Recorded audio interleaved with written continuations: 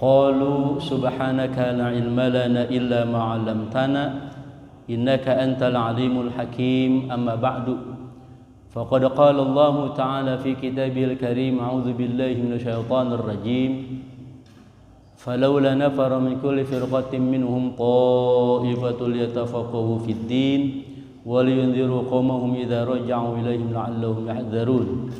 Wa qala an-nabiy sallallahu alaihi wa sallam, al-khairu 'adatun wa syarru lajjatun, faman yuridillahu bihi khairan yufaqihu fid din. Shadaqallahul azim wa shadaqa rasul habibul karim, walhamdulillahi rabbil alamin.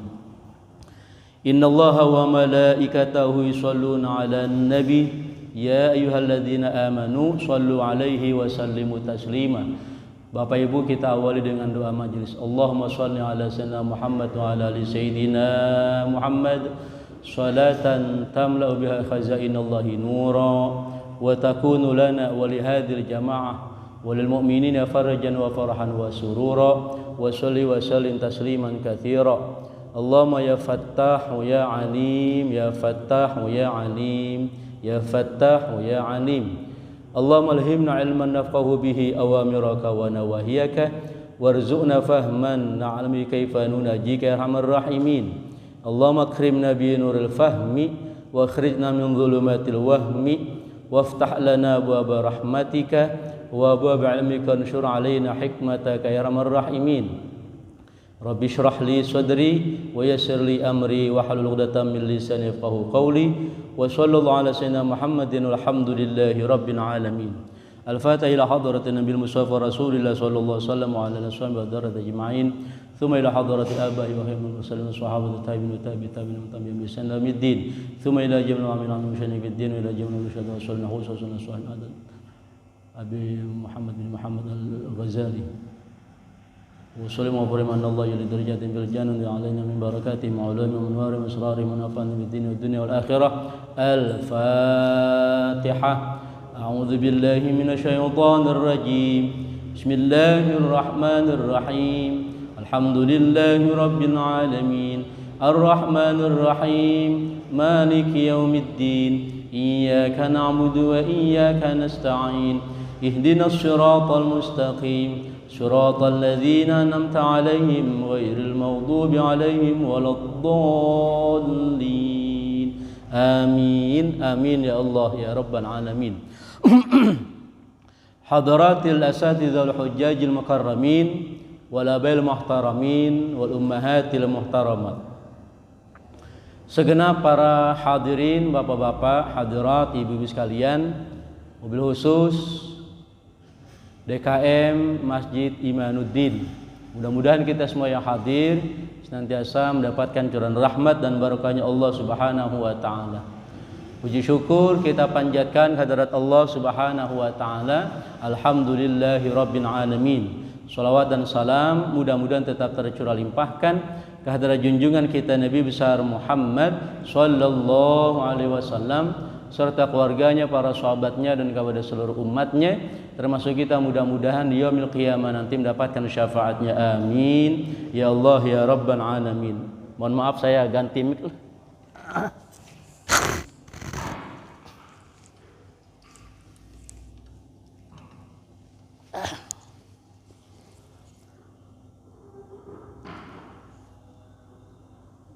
Cek.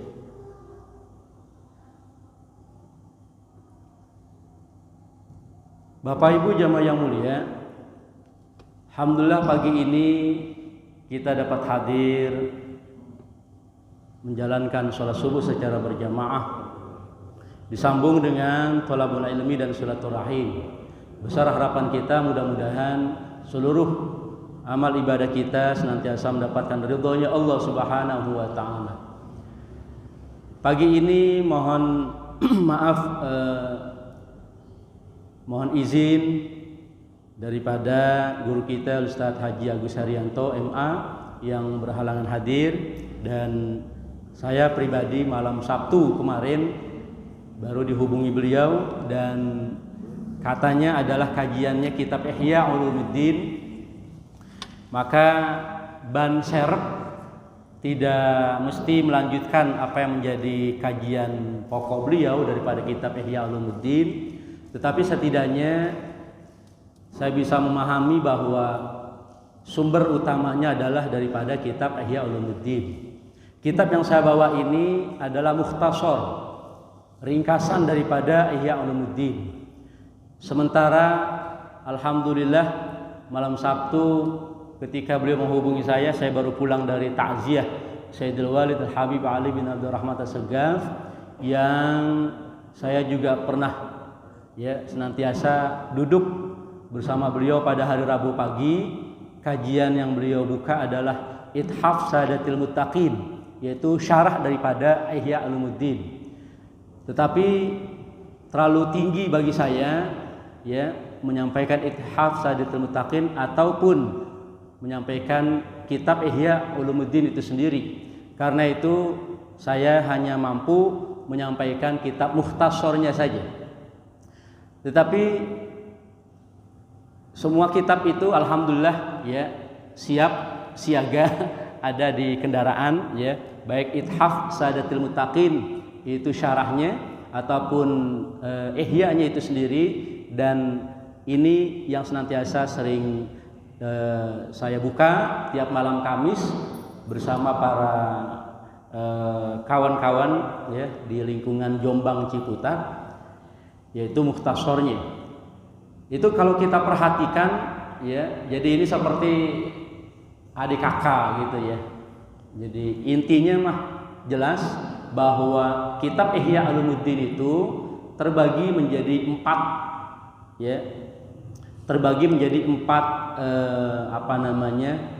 bidang.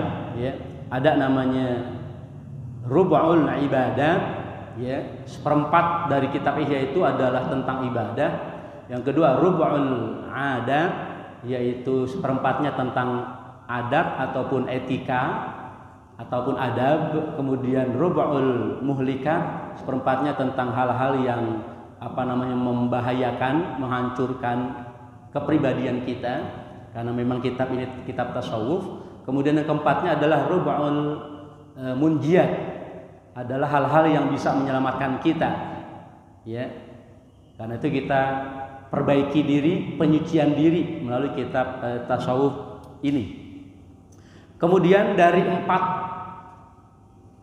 tema besar dari kitab Ihya Ulumuddin ini masing-masing memiliki 10 pembahasan, Asyrah kutub, 10 kitab. 10 kitab itu 10 bab gitu.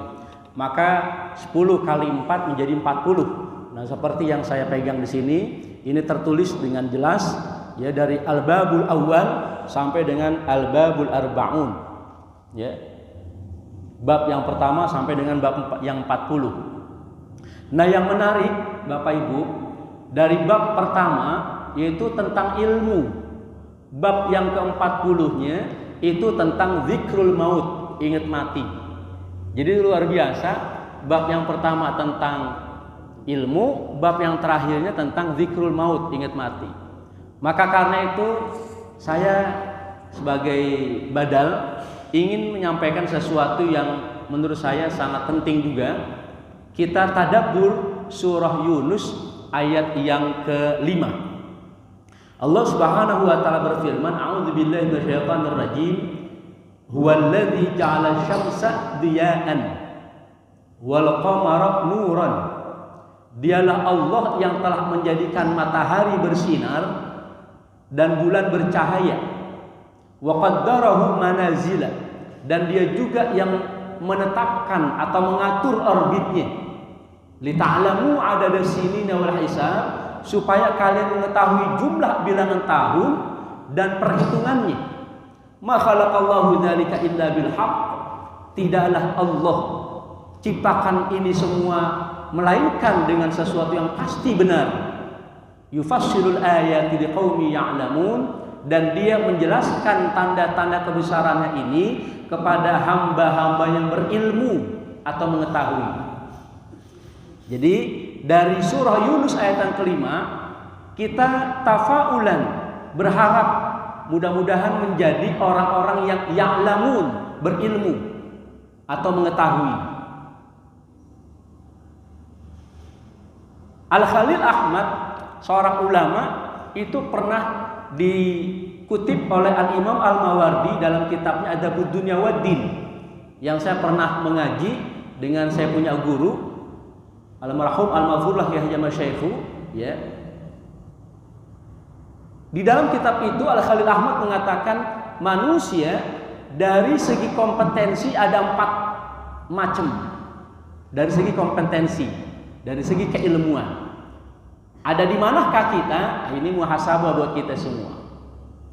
Yang pertama ada namanya rajulun yadri wa huwa yadri annahu yadri. Ada tipe orang pertama itu adalah dia mengetahui, ya, sesuatu, lalu dia sadar kalau dirinya juga mengetahui sesuatu. Wadzalika alimun, orang kayak begini namanya orang alim. Fattabi'u, kata beliau, tugas kita sebagai jamaah, sebagai umat, ikutin beliau, ikutin mereka. Orang berilmu itu orang yang sadar diri bahwa dirinya itu tahu ilmu. Itu orang alim. Yang kedua ada tipe orang itu rajulun yadri wa huwa la yadri annahu yadri. Ada seseorang yang mengetahui sesuatu tapi dia lupa, dia tidak sadar kalau dirinya itu adalah tahu. Wadzalika nasin, orang kayak begini orang yang lalai, orang lupa. Fadzakiru, tugas kita suruh ngingetin. Nah, masuk nanti dalam kategori tawasabil haq wa tawasabil sabr, saling kita ngingetin tentang kesabaran dan kebenaran. Yang ketiga, ada tipe orang itu rajulun la yadri wa huwa yadri annahu la yadri. Orang itu ada tipe yang dia nggak tahu sesuatu. Dia nggak tahu sesuatu. Tetapi alhamdulillah dia sadar kalau dirinya itu nggak tahu. Wa dzalika mustarsyidun. Orang kayak begini orang yang sedang mencari petunjuk. Farsyuduh. Tugas kita katanya kasih dia petunjuk, gitu. Nah, kelompok ketiga ini mohon maaf kalau dalam ilmu ushul fikih itu dijuluki dengan jahilun basyit, orang bodoh biasa. Orang bodoh biasa itu artinya orang yang nggak tahu sesuatu yang semestinya, tapi dia mau tahu. Yang bahaya yang keempat, rajulun la yadri wa huwa la yadri annahu la yadri. Bahaya ini. Ada seseorang kagak tahu, lalu dia kagak sadar kalau dirinya kagak tahu. Wadzalika jahilun murakkabun. Orang kayak begini senada dengan ilmu ushul fikih dikatakan sebagai jahilun murakkabun, bodoh kuadrat. Ya Allah, bodoh kuadrat. Bodoh kuadrat itu apa? Iya, dia nggak tahu sesuatu tapi nggak sadar kalau dirinya itu nggak tahu. Kalau bahasa anak-anak kita ini sotoy gitu, ya. Nah, ini bahaya. Nah, ini sebagai tambahan materi, ya. Karena kita sedang tadabbur surah Yunus ayat yang kelima, tafaulan kita berharap ujung ayatnya yufasilul ayati liqaumi ya'lamun. Allah menjelaskan tanda-tanda kebesarannya tadi kepada hamba-hamba yang berilmu. Nah, kita berharap jadi orang-orang atau hamba-hamba Allah yang ya'lamun, mengetahui, gitu. Nah, dari situ kemudian ada 4, ada di mana kita? Kalaulah kita bukan pada kelompok nomor 1, kayaknya mah masih jauh dah kita mah, gitu kan. Nomor 1 ini orang alim ini, ya, setidaknya 12 disiplin ilmu. Nah, itu. Walaupun nanti juga dalam kajian ilmu ushul fikih, ya, itu para mustahid juga nanti ada faknya, gitu. Ada kompetensinya masing-masing, gitu. Semalam alhamdulillah saya diingetin lagi, ya, saya diundang oleh keluarga besar, ya. Saya diharapkan betul oleh keluarga besar itu semalam, ya, untuk ngomongin warisan. Ya Allah. Nah, ini saya sampaikan, ini warisan berat, gitu. Sebab dia merupakan satu disiplin ilmu awwaluma yunza, satu disiplin ilmu yang pertama kali diangkat oleh Allah. Diangkat dengan cara mewafatkan para pakarnya, gitu. Yang kedua, dan kedua kebanyakan manusia memang sudah nggak mau lagi ngelihat ilmu warisan, gitu. Ya, ini bahaya. Jadi kalaulah tidak nomor 1, jangan sampai kita jadi nomor 2. Tahu sedikit lalu dilupakan. Ya. Tahu sedikit lalu dilupakan. Apa itu? Mencuri haram. Tapi kemudian kita masih saja mencuri, misalkan kan gitu. Setidaknya kita berharap jadi nomor 3 aja dah. Ya, kita ini sadar diri kita bodoh, lalu kemudian kita masih mau duduk di sini, gitu. Ya, saya di depan ini bukan berarti yang alim. Saya sadar betul, ya, guru kita Ustaz Agus Haryanto itu memberikan kesempatan kepada saya untuk belajar, gitu. Ya, sebab proses belajar mengajar itu, ya, kita saling mendukung, gitu. Yang belajar bukan hanya bapak-bapak, ibu-ibu, saya pun belajar. Ya, maka pengamat pendidikan itu mengatakan guru kalau udah nggak mau belajar maka berhentilah mengajar. Gitu kira-kira. Ya, maka alhamdulillah Sabtu pagi saya masih kejar kemana Kiai Sofwan Nizomi, Pondok Pinang nggak ada, saya kejar. Ya, kemarin Sabtu 2 majelis saya ikutin, dan Sabtu pertama, kedua, ketiga itu rutin di rumah beliau Kiai Sofwan Nizomi. Kemudian karena memang beliau adalah estafet daripada kita punya muallim Syafi'i Azami, ya, yang saya pernah duduk bersama beliau di Masjid Al-Makmur Tanah Abang, ya. Kemudian juga malam Kamis kita duduk kumpul muzakarah bersama para guru, ya. Itu berapa wilayah, dari Jakarta Barat datang, dari kota Tangerang datang, ya, dari Depok datang, dari Gunung Sindur datang. Tiap malam Kamis itu membahas 3 kitab. Ini yang pertama Mukhtasar Ihya, yang kedua Hujjatullahil Balighah tentang syariat, kemudian yang ketiganya adalah Manhajus Salaf karya Sayyid Alwi Al-Maliki Al-Hasan. Nah, ini artinya saya ingin memotivasi, ya, kita semua bahwa kewajiban nuntut ilmu itu jelas dalilnya kita hafal semua, ya kan? Minal mahdi ila lahdi, gitu kan? Dari buayan sampai ke liang kubur. Mudah-mudahan Bapak Ibu, ketika kita masang niat untuk senantiasa cinta ilmu dan thalabul ilmi, maka ketika kita wafat, mudah-mudahan kita termasuk golongan yang sedang jihad fi sabilillah. Amin ya rabbal. Baik. Jadi kita fokuskan pada Yunus ayat yang kelima. Apa ilmunya? Ilmunya mengatakan nomor 1, bahwa ternyata takwim itu kalender, perhitungan yang kita pakai itu berdasarkan surah Yunus ayat yang kelima. Dua-duanya ada dalam Quran, surah Yunus ayat yang kelima. Yang pertama, jalan syamsadian, ya, jalan syamsadian, berdasarkan peredaran matahari, yang kemudian disebut dengan tahun Masehi, yang sekarang berumur 2021, gitu. Jadi maksud saya, selain saya komitmen dengan kajian ahad keempat dari guru kita adalah kitab Ihya, tapi saya juga mencoba membahas sesuatu yang sedang hangat, karena kita masih dalam suasana pergantian tahun baru, gitu, ya. Karena mohon maaf, ini baik di dunia maya maupun dunia nyata, ini masih banyak orang yang mohon maaf belum memahami, ya, masih salah persepsi, ya, apa itu tahun Masehi, apa itu tahun Hijriyah, begitu. Oke, jadi ada namanya sanah syamsiyah, tahun berdasarkan peredaran matahari. Yang kedua ada namanya sanah qamariyah, berdasarkan qamar nuron, berdasarkan peredaran bulan, yang kemudian disebut dengan tahun Hijriyah, yang sekarang berumur 1442. Jelas, ya. Jadi jangan lagi ada ungkapan-ungkapan ngapain itu malam tahun baru 1 Januari pakai rame-rame, gitu kan. Rame-rame gimana dulu? Kalau rame-ramenya zikir, muhasabah, introspeksi diri, it's okay, nggak ada masalah. Itu sesuatu yang baik. Ya, mohon maaf, ini tadi saya sampaikan dalam alam nyata saja masih ada. Ya, malam 1 Januari kemarin, mohon maaf, saya ikut mensyiarkan di daerah Jombang Rawalele itu, ya, adalah zikir muhasabah marhabanan. Ada di antara pengurus masjidnya nggak mau gitu. Kenapa? Anggapan dia itu tahunnya orang kafir. Kita mah 1 Muharram aja, begitu katanya. Ya Allah, saya pikir tadi nggak penting tahun apa itu.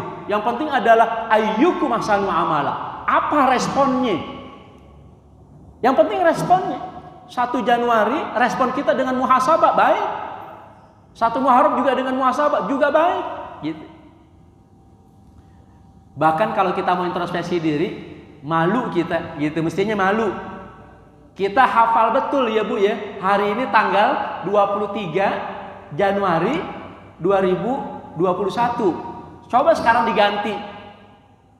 Bagi orang yang mengatakan Islam itu cuma Hijriah, tahunnya Islam Hijriah. Oke. Hari ini kita sebutin tahunnya, kita masih hafal 1442. Bulannya rada lambat jawabnya, Jumadil Akhirah. Nah, gitu. Tanggalnya lebih gelap lagi. Kan begitu.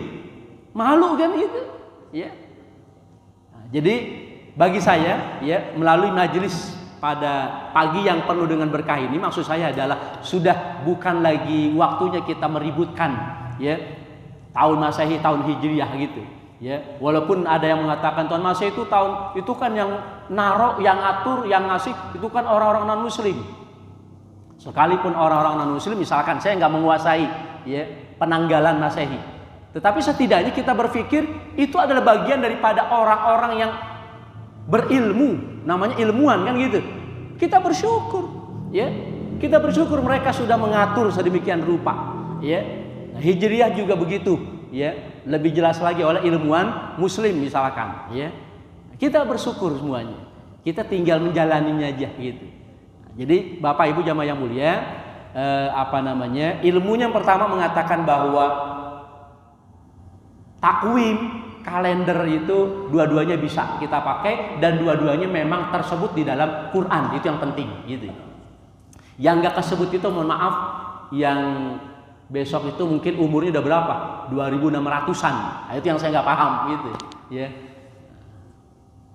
Yang kedua, ilmunya yang kedua mengatakan bahwa kayaknya umur kita bertambah kayaknya gitu. Sebab memang angkanya bertambah kan begitu. Dari 2020 jadi 2021. Dari kepala 4 jadi kepala 5. Kepala 5 kepala 6, kepala 7, kepala 8. Ya Allah, kayaknya bertambah umur kita, padahal yang sesungguhnya adalah berkurangnya jatah hidup kita. Maka karena itu dunia itu Arabnya dana ya dunuwun, artinya dekat. Jadi dunia itu memang dekat dengan hari kematian kita. Terserah mau dimulai dari mana. Kalau kita mau mulai dari alam rahim hidup kita, maka dunia ini jembatan. Dunia ini jembatan. Tujuan kita adalah keselamatan alam barzakh. Itu adalah alamat. Kalau alam barzakh selamat, insya Allah alam mahsyar selamat. Jadi kalau kita mau mulai dari alam rahim, maka dunia ini jembatan, ibarat flyover gitu.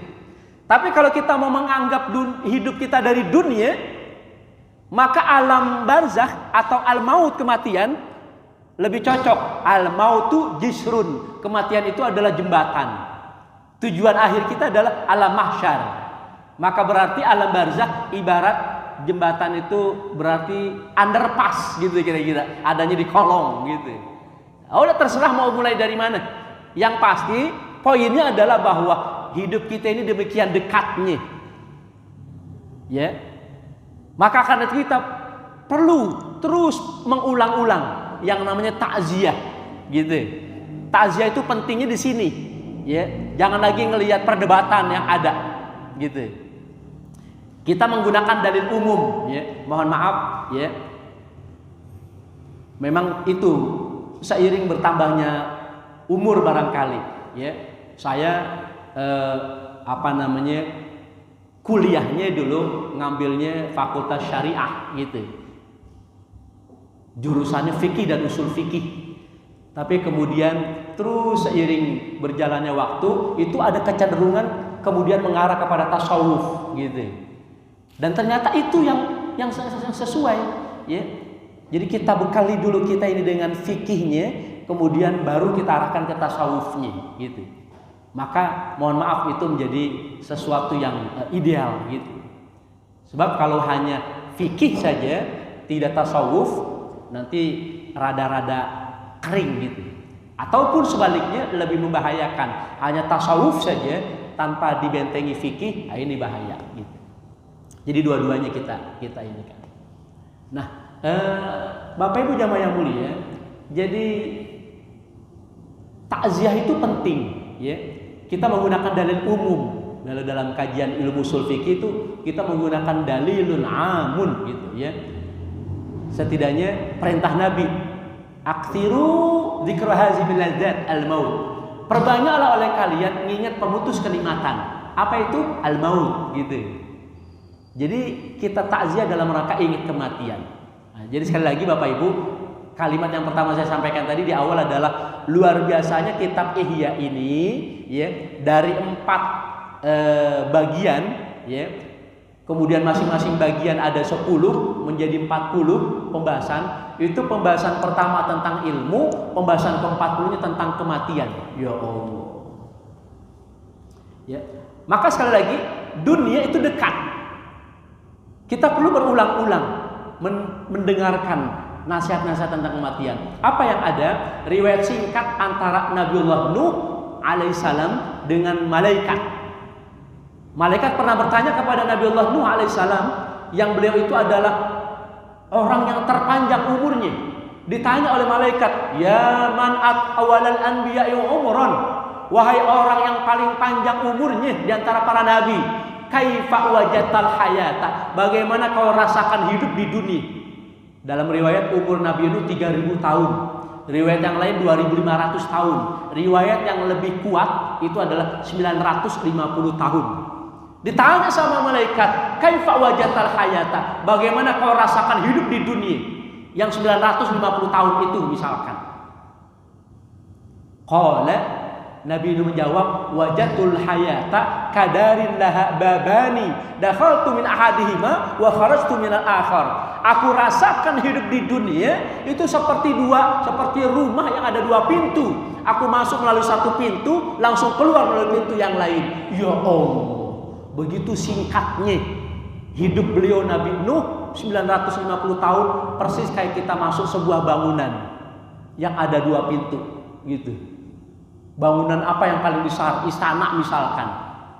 Berapa lama kita masuk satu pintu, langsung keluar pintu yang lain? Ya Allah. Apalagi kemudian Rasulullah melanjutkan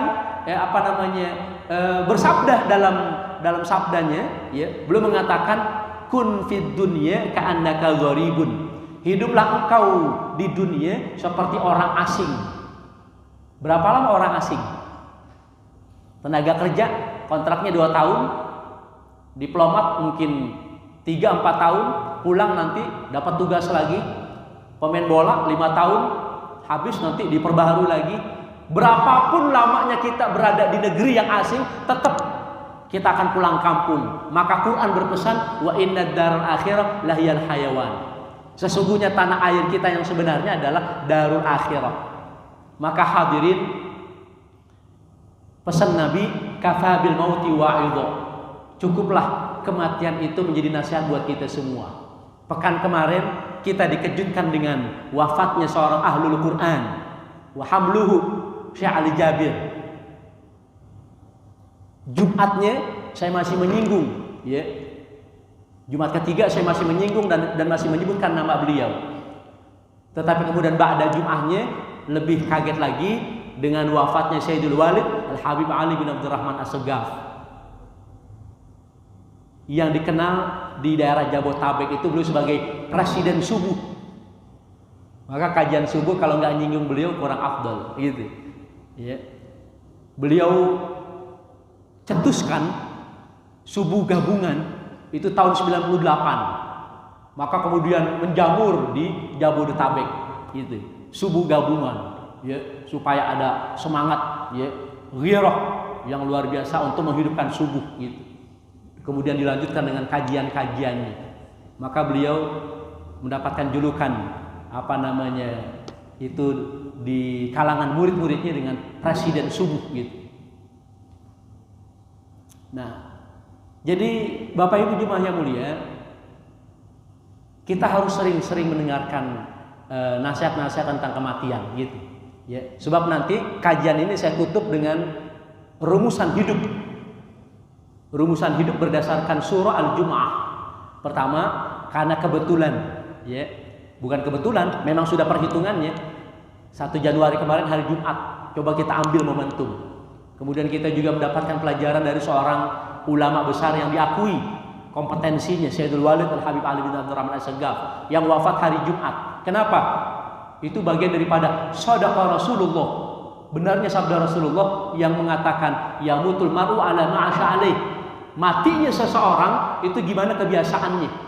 Kebiasaan beliau itu selalu kalau bikin acara memperingati kelahiran Nabi itu selalu subuh Jumat gitu, atau Jumat subuh. Ya. Maka perlu juga kita nanti ya menyimak bagaimana keutamaan hari Jumat gitu, luar biasa gitu. Jadi jangan kita biasa-biasa aja, mestinya luar biasa. Beda sikap kita ketika sudah masuk Kamis petang, mau menghadapi malam Jumat, ya Jumat sampai Jumat petang, itu mestinya beda. Karena memang ada sesuatu yang beda gitu ya. Nah, setidaknya ini nanti saya sampaikan dari kitab Ihya ini mukhtasornya, tapi juga tertulis dalam kitab Ihya ini. Nah, kembali lagi Bapak Ibu jamaah yang mulia, ilmunya sudah mengatakan berapa poin. Pertama, kalender kita dua-duanya ada dalam Quran. Yang kedua, sepertinya bertambah umur kita, padahal sesungguhnya berkurang, gitu. Makanya mohon maaf barangkali kalau ada yang mau tasyakuran, ya, tasyakuran memperingati hari lahir, boleh, ya. Karena Nabi juga selalu ulang tahun, ya. Walaupun itu namanya tiap pekan, dengan hari Senin itu kan namanya beliau memperingati kelahiran, gitu. Nah, kita memperingati kelahiran nggak apa-apa, gitu, ya. Mau pakai beli kue tart, kue bolu, nggak apa-apa beli, ya. Hitung-hitung bantu saudara kita yang dagang kue kan gitu, nggak apa-apa.